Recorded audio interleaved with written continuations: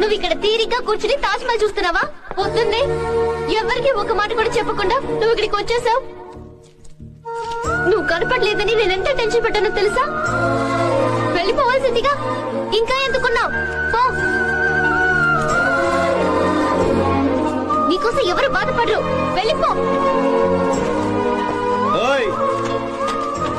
నిజంగానే వెళ్ళిపోమన్నావా? అవును. ఏది ఒకసారి నన్ను చూసి చెప్పు. వెళ్ళిపో. వెళ్ళిపో. నిజంగా వెళ్ళిపో. ముంతాజ్, దీనికి నువ్వే సాక్షి. నా ముందున్న అమ్మాయి నిజంగా నన్ను ప్రేమిస్తున్నట్లయితే నేను 3 లెక్క పెట్టే లోపు పరిగెత్తుకొచ్చి నన్ను కౌగిలించుకోవాలి.